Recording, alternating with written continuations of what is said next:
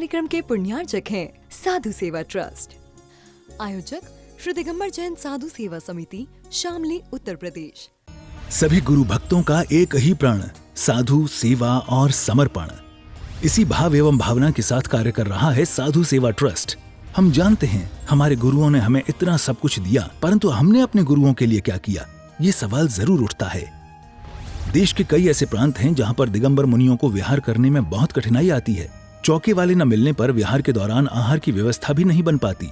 कई गांव व शहर आज भी ऐसे हैं जहां साधु संतों के चातुर्मास नहीं हुए हैं। इन सब को देखते हुए श्री साधु सेवा ट्रस्ट का उदय हुआ, जिससे दिगंबर मुनियों के आहार, विहार, प्रवास आदि की व्यवस्था को सुचारू रूप से बनाया जा सके, जिसके माध्यम से हमारा समाज, धर्म, संस्कृति सब सुरक्षित रह सकते हैं। क्यों न हम भी अपनी चंचला लक्ष्मी का सदुपयोग करें एवं अपने सच्चे गुरुओं की रक्षार्थ हेतु आगे आएं।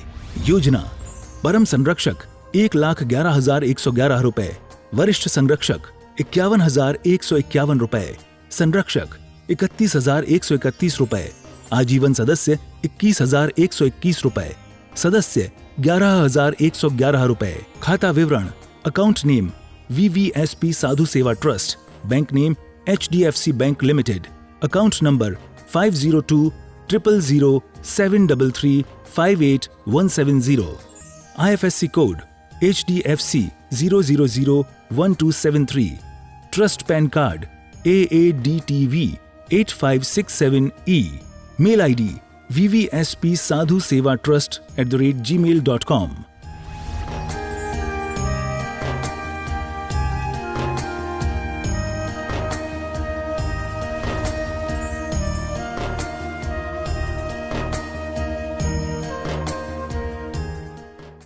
सभी उपस्थित महानुभाव, हमारे बड़े बुजुर्ग धर्मात्मा जीव जब हमें टोकते हैं तब हमें बड़ा बुरा लगता है। जब वो हमसे कहा करते हैं कि बच्चों ये काम नहीं करना चाहिए, ये गलत है, तो हमें अच्छा नहीं लगता। जब वो हमसे कहते हैं कि बेटा यहाँ घूमने मत जाओ, ये क्रिया मत करो, ऐसे मत करो, तो हमें अच्छा नहीं लगता है। अगर हम अच्छी क्रिया भी करें, धर्म भी करते हैं, तो हमें लगता है कि हम धर्म कर रहे हैं, अच्छा कर रहे हैं। लेकिन फिर वो कहते हैं कि बेटा सच्चे धर्म की क्रिया करो, और उस समय हमें जब टोक देते हैं तो व्यक्ति आग बबूला हो जाता है, चेहरा तमतमा जाता है, और सामने वाला व्यक्ति दंग रह जाता है कि मैंने टोक करके गलती कर दी। आज की नई युवा पीढ़ी नहीं चाहती कि कोई हमें टोके। हम कुछ भी करें, लेकिन वो चाहती है कि हम जो करें हमें करने दो, चाहे हम सही करें चाहे हम गलत करें। बड़े बुजुर्ग धर्मात्मा लोग जब बच्चों से कहा करते हैं, नई बहन बेटियों से कहा करते हैं कि बच्चों सच्चे धर्म की क्रिया करो, तो आग बबूला हो जाते हैं, चेहरा तमतमा जाता है, और कुछ कह तो नहीं पाते, लेकिन एक सवाल कर लेते हैं। सच्चे धर्म को अगर स्वीकार नहीं करें, अगर हम सच्चे धर्म की क्रिया ना करें, तो हमारी हानि क्या है? क्यों रोकते हो हमें, क्यों टोकते हो? जहाँ हमें जाना है वहाँ जाने दो, क्यों बार बार टोका टाकी करते हो? ये एक अज्ञानी व्यक्ति की भाषा है। ज्ञानी जो होगा, सभ्य जो होगा, वो किसी के टोकने पर सोच विचार करता है। वो ये सोचता है कि किसी ने अगर मुझे कुछ कह दिया है तो कोई ना कोई मेरे अंदर अवगुण होगा। निंदक न्यारे राखिए आंगन कुटी छवाए, बिन साबुन पानी बिना निर्मल करे सुहाए। कबीरदास जी ने भी लिखा है कि अपने साथ एक निंदक को जरूर रखना, वो तुम्हारा हमेशा भला ही करेगा। मतलब निंदक को साथ रख के भला कैसे होगा? वो तुम्हें टोकता रहेगा और तुम्हारी गलतियां, अगर तुम सही मायने में अच्छे व्यक्ति हो तो तुम्हें वो टोकता रहेगा और तुम उसकी टोकने से वो गलत क्रियाएं नहीं करोगे। नीतिकारों ने भी लिखा है कि निंदक जो है वो हमारे सुधार का काम करता है। बीरबल ने अकबर से कहा, अकबर ने बीरबल से पूछा कि तुम्हारे गुरु कौन है? तो उन्होंने कहा विश्व के जितने मूर्ख हैं वो सब मेरे गुरु हैं, उनसे मुझे शिक्षा मिलती है, जो उन्होंने गलत क्रियाएं करी हैं वो मैं नहीं करूँगा। अगर कोई व्यक्ति हमें टोकता है तो एहसान मानो कि वो टोक रहा है। किताब को प्रूफ करने के लिए पैसे देने पड़ते हैं, और अगर कोई फोकट में प्रूफ कर दे तो उसमें से कमियां निकाल दे तो तुम्हारा तो फायदा हो गया, एहसान मानोगे। ऐसे ही कोई हमारे जीवन में हमें टोक दे तो एहसान मानो। पता नहीं कितने लाखों करोड़ों लोग ऐसे हैं जिन्हें टोकने वाला ही कोई नहीं है। जो बेटियां, जो बच्चे शादी कर लेते हैं और शादी करने के बाद छोटे परिवार बना के रह रहे हैं, मात्र पति पत्नी और बच्चे, फ्लैट खरीद लिया, कितने का फ्लैट, थोड़ी सी छोटी सी रकम 40-50 लाख रुपए खर्च करके उनने मकान ले लिया, रह रहे हैं। उनसे पूछो उनका दर्द कैसा है, उनकी पीड़ा वही जानते हैं, दूसरा व्यक्ति नहीं जान सकता कैसी पीड़ा है। त्योहारों पर कोई पूछने वाला नहीं है बेटा खुश हो, हंसने के समय पर कोई हंसने वाला नहीं है, रोने के समय पर कोई कंधा देने वाला नहीं है। अगर मरे तो भी जिए तो ही दो ही है, पति और पत्नी। कैसे अपना जीवन जीते होंगे। इसलिए अगर कोई तुम्हें टोक रहा है, जो बच्चे नए जमाने के जो बच्चे हैं, अकेले जो रह रहे हैं, वो पड़ोसियों के यहाँ जाके कहते हैं अम्मा जी हम तुम्हें अपनी माँ बनाते हैं, हम तुम्हें अपनी दादी समान समझते हैं। हमारे यहाँ दादी नहीं है, हमारी माँ नहीं है। वो लोग कहते हैं कि हमें हमारी गलतियाँ बताओ, लेकिन वो तो उनकी गलतियाँ क्यों बताएंगे। इसलिए अगर कोई तुम्हारी गलती तुम्हें बताए तो तुम उसका एहसान समझना। अगर कोई तुम्हें टोक दे तो उसको ठोकना मत, उसका एहसान मानो। अगर तुमने मंदिर में आके कोई गलत क्रिया कर दी है तो उसका एहसान मानो कि उन्हें उससे तुम्हें टोक दिया, अब भैया सही है, कल तुम दूसरी सही क्रिया करोगे। नए बच्चे कहते हैं कि अगर हम अन्य धर्मों की यात्रा करने जाते हैं, सच्चे धर्म को स्वीकार नहीं करते हैं, तो हमें हानि क्या होगी, नुकसान क्या है, जाने दो, हमें जा जाना है। तो आचार्य भगवंत बहुत सरल शब्दों में बता रहे हैं, लिख रहे हैं, दानम पूयाशीलम वासम भव्यम्पि खवणम्पि सम्मोजुदम मोक्षसुहम सम्मविणादि संसारम।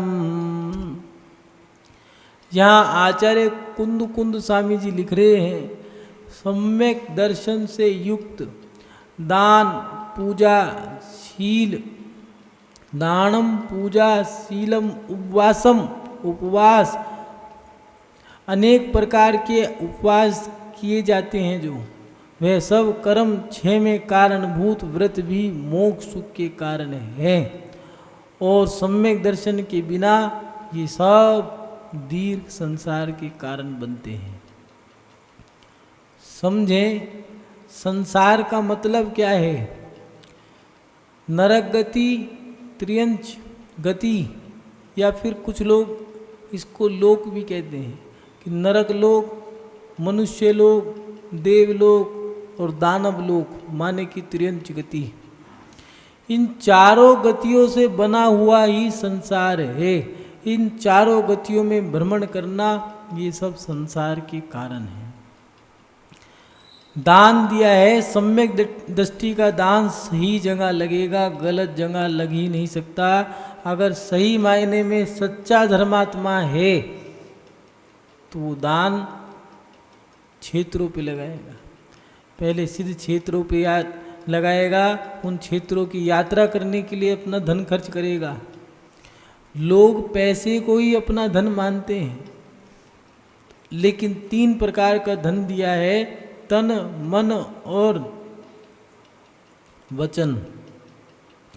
तन से कमाई गई जो धन संपत्ति है, जिसको आप कहते हो पैसा, बेटा बेटी, मकान दुकान, सोना चांदी, दासी दास, कुप्पे भांड, क्षेत्र, वास्तु, ये सब की चीज़ें अपने शरीर से कमाई है, इसको तन मन और धन में जो आप कहते हो, ये आप बोलते हो, लेकिन आचार्यों ने कहा है मन वचन काये। काये से सम्यक दृष्टि अपनी काये से की गई प्रत्येक क्रिया को 3 क्षेत्रों में लगा देगा। मन से भी अच्छी भावना ही भाएगा और वचन से भी मीठे शब्द बोलेगा। इसलिए यहाँ दे रहे हैं दान। अगर सम्यक दृष्टि दान भी देगा तो सच्चे 3 क्षेत्रों पे, सिद्ध क्षेत्रों पे, अतिशय क्षेत्रों पे, शास्त्रों के लिए शास्त्रों को प्रकाशन कराना, ये क्रियाएं करेगा। और उसके साथ साथ मुनियों की यात्राएं कराना, विहार कराना, उनकी वैयावत्ति में अपना सहभागीदारी बनेगा। पहले के लोग मंदिर छोटा बनाया करते थे, भरा भरा रहता था, अच्छा लगता था। आज 100 बीघाओं में मंदिर बना देते हैं। मंदिर तो बना दिया, लेकिन मंदिर में चहल पहल भी है या नहीं है? पुराने लोग मंदिर बना सकते थे बड़े, लेकिन क्यों नहीं बनाए? वो जानते थे ज़्यादा बड़ा मंदिर बनाने से मेंटेनेंस, इसकी देख रेख में खर्चा आएगा, खाली खाली रहेगा।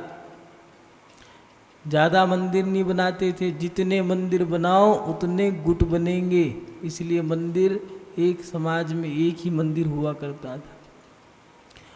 छोटा सा मंदिर बनाया करते थे और उसमें मन से विराजमान किया करते थे भगवान। करते क्या थे? जब कोई साधु आते थे, बस तन मन धन उनके चरणों में खर्च कर दिया करते थे। जब साधु प्रवचन दिया करते थे, कोई भी व्यक्ति भूखा नहीं जाता था, अपना धन उसमें खर्च करते थे। साधु यात्रा करते थे तो उनकी यात्रा कराया करते थे, सिद्ध क्षेत्रों की, अतिशय क्षेत्रों की। उनके बिहार में आरिकाओं के पढ़ने लिखने में, ब्रह्मचारियों के त्याग व्रत में जो खर्चा होता था, वहाँ पर लगाया करते थे कि हाल पाओ हाल लगाओ।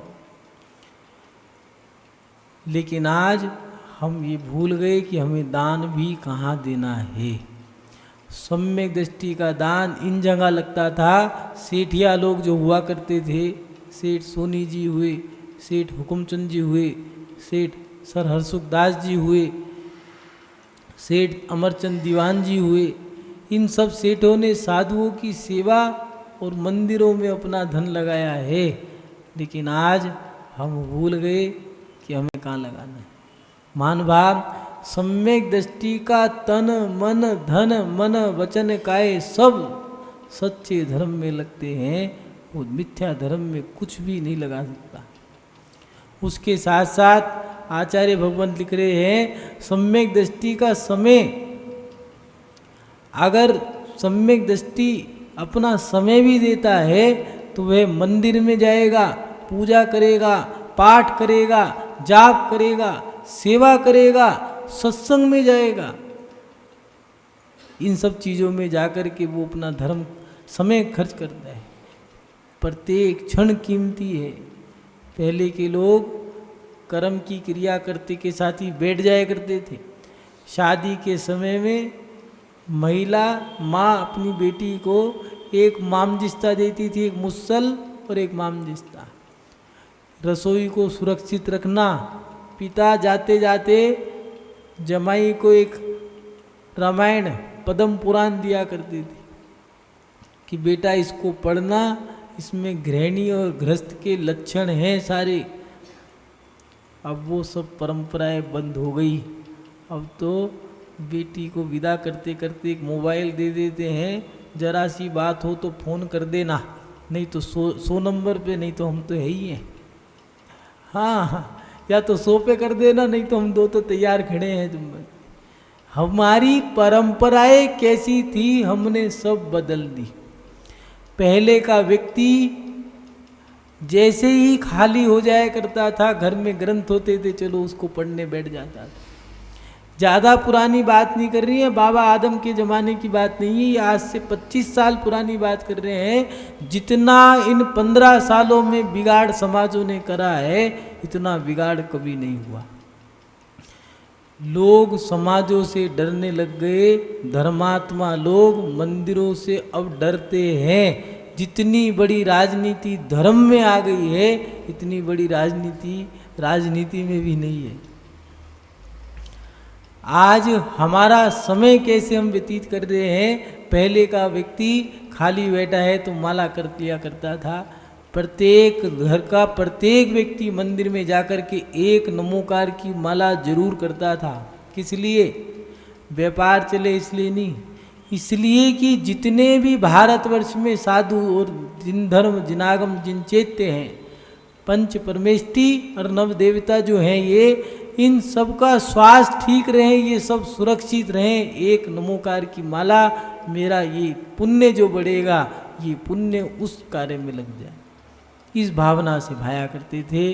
वो एक माला 1 लाख के बराबर हुआ करती थी। हाँ, बुढ़िया की एक ही लुटिया ही तो थी जो हजारों राजाओं पे भारी पड़ गई। वो पीसनहारी पैसा जोड़ जोड़ कर जिनने भगवान विराजमान करे, वो एक पीसनहारी 33 गगनचुंबी मंदिरों पे भारी है। पहले की बुजुर्ग महिलाएं, पहले के किए गए युवा वृद्ध बच्चों के धर्म, एक माला भी लाखों पे भारी पड़ती थी। आज हम एक दिन में हजारों माला कर डालते हैं, लेकिन वो भावना नहीं है। पहले के लोग खाली बैठते थे तो कहते थे भैया माला कर लो, ग्रंथ पढ़ लो, अगर मरण होगा तो ग्रंथ पढ़ते पढ़ते होगा, माला करते करते होगा। मंदिर में बैठा करते थे, चलो भैया अगर मर भी गए कोई भरोसा नहीं है मरण का, मंदिर में जाके मरेंगे। आज का व्यक्ति कहता है कोई बात नहीं भैया, मेडिक्लेम करा लिया है, हॉस्पिटल में जाके डाल देना, देख लेंगे। डॉक्टरों को बोल दिया है हॉस्पिटल बुक है कमरा मेरा। पहले मंदिरों में बुकिंग हुआ करती थी कि भैया हम मंदिर में बैठे हैं, कहाँ मिलेंगे? मंदिर में। अब पूछ लेते हैं कहाँ है, वहाँ नहीं है, चलो हॉस्पिटल में होंगे। थाली में एक कटोरी दवाई की रहती है। इन सब के कारण हम हैं, हमारा समय सही जगह नहीं लग रहा। पहले के लोग अपना समय पूजा में, पाठ में, सेवा में, इन सब में लगाया करते थे, सत्संग में बैठा करते थे। पूरा गांव एक साथ मिलकर बैठ जाया करता था। आज 500 घर की समाज में 50 लोग सत्संग में नहीं बैठ पाते। कारण बिगाड़ हमने किया है, सुधार भी हमें ही करना होगा। महानुभाव आचार्य कुंदकुन स्वामी जी लिख रहे हैं, दानम, पूजा, शीलम, उपवासम, ये सम्यक दृष्टि जो है उसके ये सारी क्रियाएं सम्यक में लगाएगा। अच्छे धर्म की क्रियाओं में अपना, अगर वो उपवास भी करेगा, दान करेगा तो सम्यक के क्षेत्र में, सच्चे धर्म के क्षेत्र में करेगा, देवशास्त्र गुरु के चरणों में। पूजा करेगा, समय देगा तो पूजा करेगा, व्रत करेगा, पूजा करेगा, पाठ करेगा, सेवा करेगा, सत्संग आदि में समय खर्च करेगा। धर्मात्मा व्यक्ति मर्यादित होता है, शील का पालन करने वाला होता है। पहले बुजुर्ग महिला हुआ करती थी, एक कोटी हुआ करती थी, ऊपर नीचे एक घाघरा हुआ करता था, बाजू यहाँ तक हुआ करती थी जिसको फुल आस्तीन कहते हैं, और नाभि तक की कोटी हुआ करती थी, नीचे घाघरा हुआ करता था, ऊपर एक चुन्नी हुआ करती थी। सर से लेकर के पैर तक पूरा ढका रहता था शरीर। हमने वो परंपराएं भी बदल दी। शीलवती नारियां हुआ करती थी, उनका चेहरा पति के या सास के अलावा कोई देख नहीं पाता था। या तो महिला पक्ष में महिला में सास या नंद दो ये चेहरा देख लें, या दुरानी या जिठानी, नहीं तो पति देखेगा, इनके अलावा कोई पुरुष या कोई अन्य व्यक्ति उनका चेहरा नहीं देख पाता था। आज तो बंडा बैल की तरह सब घूमने वाले हैं, जो मन में है वो कर लो। अगर टोका टाकी कर दो तो सास से लड़ाई, ससुर से लड़ाई, ना कहो तो भैया नंगा नाच है, जो मन में आए वो कर। धर्मात्मा व्यक्ति शीलवत का पालन करता है, वो मर्यादित रहता है, उसका बोलना चालना। आज प्रचलन में एक शब्द चल गया है यार, समझ नहीं आता ये शब्द कैसा है। पति के लिए भी यार, पिता के लिए भी यार, बेटे के लिए भी यार, भाई के लिए भी यार, दोस्तों के लिए भी यार, और यार के लिए भी यार। यार कहते किसे हैं? जो वेश्याओं के पति होते हैं उनको यार कहा करते हैं। अब तो धर्म के क्षेत्र में भी यार, अरे महाराज जी यार क्या करते हो तुम, अरे महाराज जी हैं। मुनि महाराज के लिए भी यार, हमने क्या मर्यादा करी है। धर्मात्मा व्यक्ति शील का पालन करता है, मर्यादित होता है, उसके वचनों में मर्यादा होती है, उसके चलने में, बोलने में, उठने में, बैठने में, खाने में, पीने में, सब चीज़ों में मर्यादा होती है। हमने सब खत्म कर दिया, कोई मर्यादा नहीं। किसको कैसे बोल रहे हैं, कैसे बैठना है, खाने से मतलब है कैसा भी मिल जाए। एक व्यक्ति ने कहा ये तो बासी खाना है, उसने कहा खाना हो तो खा। उन्होंने कहा कोई नहीं खाएगा, ठीक है। उन्होंने कहा बीच चौराहे पर रख दे, भी 10 जने खाने आ जाएंगे। हम कैसे हो गए, हमें भोजन से मतलब नहीं है, हमें तो खाने से मतलब है। भोजन और खाने में क्या अंतर है? जो बार बार किया जाए उसे खाना कहते हैं, जो एक बार किया जाए उसे भोजन कहते हैं। मर्यादित होता है, लेकिन हमने सब खत्म कर दिया। बोलना, उठना, बैठना, चलना, फिरना, खाना, पीना, पहनना, शीलवती व्यक्ति के सब चीज़ों पे मर्यादित होती है। पहले के लोग घर से निकलते थे तो सर पे, पुरुष के सर पे भी टोपी मिलती थी, महिला के सर पे चुनरी हुआ करती थी, लड़कियां हुआ करती, बालिका हुआ करती थी तो उनके सर पे भी चुन्नी होती थी। लेकिन अब सर ढकने की परंपरा ही खत्म हो गई।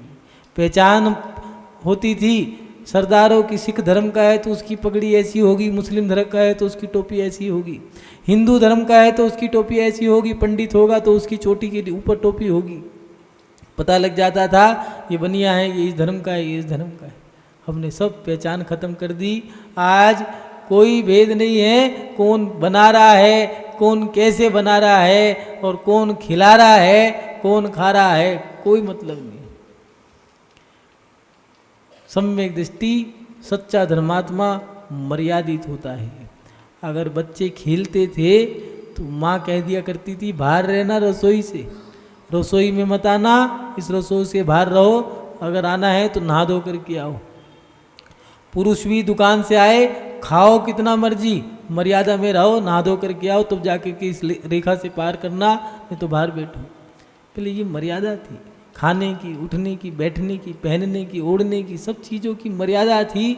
धर्मात्मा व्यक्ति मर्यादा में रहता है, अमर्यादा में रहने वाला व्यक्ति तो धर्मात्मा है।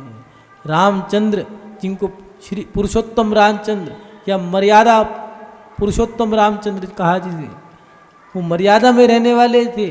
रावण की कोई मर्यादा नहीं थी, कब बोले, कब मार दे, कब हंसे, कब रोए, कब खाए, कब घूमे, क्या करे, कोई मर्यादा नहीं। अधर्मात्मा की कोई मर्यादा नहीं होती है, धर्मात्मा की मर्यादा होती है। इसलिए यहाँ आचार्य भगवान ने दिया है, धर्मात्मा व्यक्ति सम्यक दर्शन से युक्त दान, पूजा, शील, अनेक प्रकार के उपवास, ये सब कर्म 6 के कारण है और मोक्ष को प्रदान करने वाले हैं। व्रत उपवास भी धर्मात्मा व्यक्ति आगम के अनुसार करता है।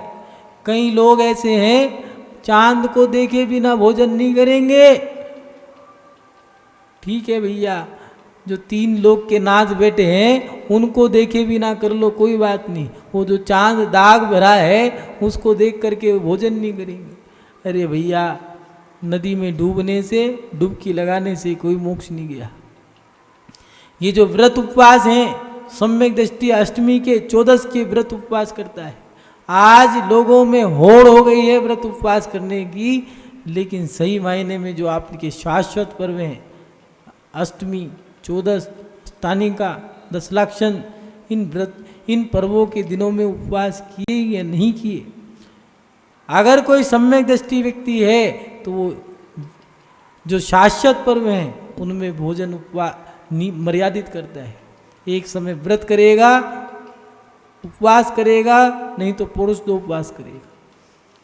सम्यक दृष्टि सच्चा धर्मात्मा आगम के अनुसार चलता है, आगम के अनुसार व्रत उपवास करता है। हमने व्रतों की क्रिया ही बदल डाली। एक महिला कह रही है 1234 उपवास कर रहे हैं महाराज जी। 1234 की कौन से हैं ये? चारित्र शुद्धि के। उससे पूछा प्रतिमा ले रखी है? नहीं। कोई बात नहीं। अणुव्रती हो? नहीं।